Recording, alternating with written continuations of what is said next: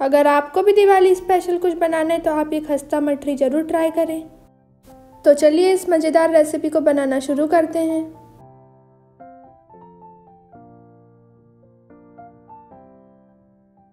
तो इसे बनाने के लिए एक मिक्सिंग बाउल में 1 कप मैदा डाल देंगे।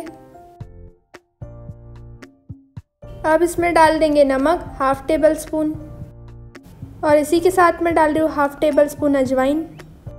इसको अच्छे से क्रश कर डालना है। अब इसमें डाल देंगे 1 टेबल स्पून के करीब सफ़ेद तिल और साथ ही में डाल देंगे कलौंजी ½ टेबल स्पून। इससे जो मठरी है वो बहुत ही बढ़िया सी लगती है।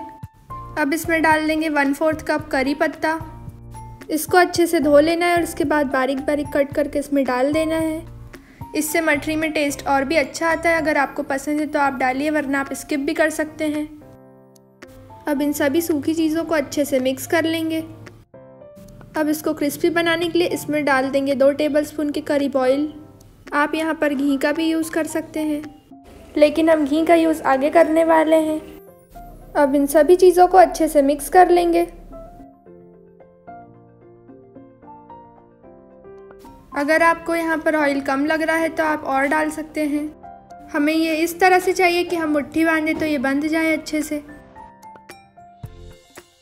अब इसका डो बनाना है तो इसके लिए हम पानी का यूज़ करेंगे। तो यहाँ पर पानी थोड़ा थोड़ा कर डालना है। हमें जो डो है वो ज़्यादा सॉफ्ट नहीं चाहिए, ये थोड़ा सा नॉर्मल सा तैयार करना है। और वैसे भी मैदे में पानी कम लगता है तो आप ज़रूरत के हिसाब से पानी डालें। तो ये मठरी को बनाने के लिए बहुत ज़्यादा इंग्रेडिएंट्स की ज़रूरत नहीं होती है, आप घर के इंग्रेडिएंट्स से भी इसे बना सकते हैं। तो यहाँ पर मैंने नॉर्मल सा डो रेडी कर रख लिया है। अब इसे कवर कर रख देना है 10 मिनट के लिए, ताकि जो हमारी मठरी है वो बिल्कुल प्रॉपर बनकर तैयार हो। जब तक डो रेस्ट कर रहा है तब तक एक और चीज़ तैयार कर लेते हैं।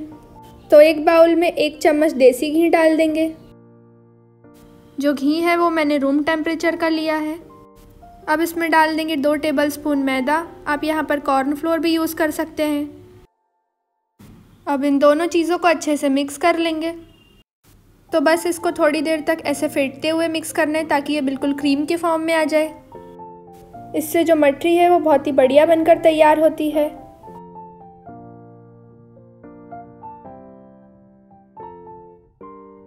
तो यहाँ पर आप देखिए, जैसे ये क्रीम की तरह दिखने लगे, मतलब ये बिल्कुल परफेक्ट है। बस एक बात का ध्यान रखना है, जो घी है वो रूम टेम्परेचर पे होना चाहिए। अब ये जो डो है वो अच्छे से सेट हो चुका है। अब इसे एक बार फिर से मसल लेते हैं। अब इस डो को 2 पार्ट में डिवाइड कर लेते हैं।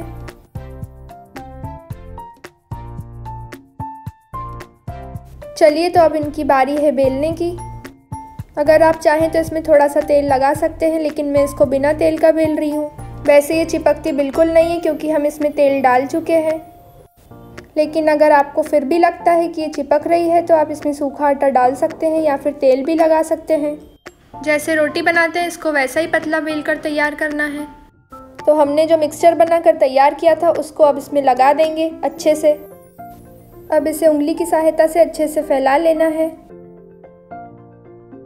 अब इसको अच्छे से रोल कर देना है हाथों की मदद से। तो बस इसी तरह से इसको अच्छे से टाइट रोल करना है, ताकि हम जब इसे कट करें तो बिल्कुल बीच में गैप ना रहे।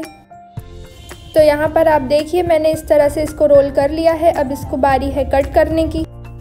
तो हम यहाँ पर छोटे छोटे पीसेस कट करेंगे। जो हमारी मठरी है वो भी हमें छोटी ही बनाना है।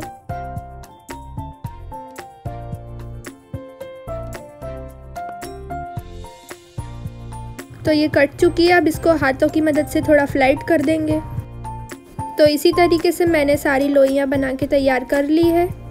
तो अब बारी है इनको बेलने की। इसको चकले के ऊपर रख लेंगे और इसको हल्के हाथों से बेल लेंगे।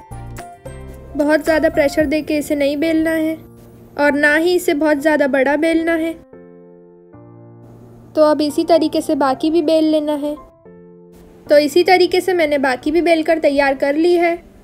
तो अब चलते हैं इनको फ्राई करने के प्रोसेस में। तो मैंने यहाँ पर ऑयल को पहले से ही हीट होने के लिए रख दिया था। अब एक मठरी को डालकर देख लेते हैं कि हमारा जो तेल है वो हीट हुआ है कि नहीं। तो अब ऐसे ही सारी एक एक कर मठरियाँ डाल देंगे।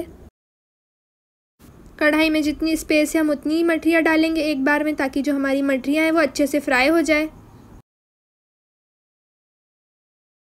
तो अभी मैंने गैस का फ्लेम मीडियम रखा है। हम जैसी सारी मठरियाँ डाल देंगे उसके बाद हम गैस की फ्लेम को लो कर देंगे। तो हमें सारी मठरियों को लो फ्लेम पर ही फ्राई करना है। इसके बाद ये जैसी फूल कर ऊपर आ जाती है इसकी साइड्स चेंज कर देंगे।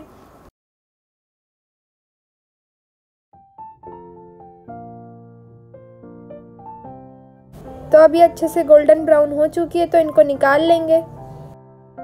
तो बस इसे ऐसे ही लो फ्लेम पर फ्राई करना है। तो बस अब हमारी सारी मठरियाँ बनकर रेडी है।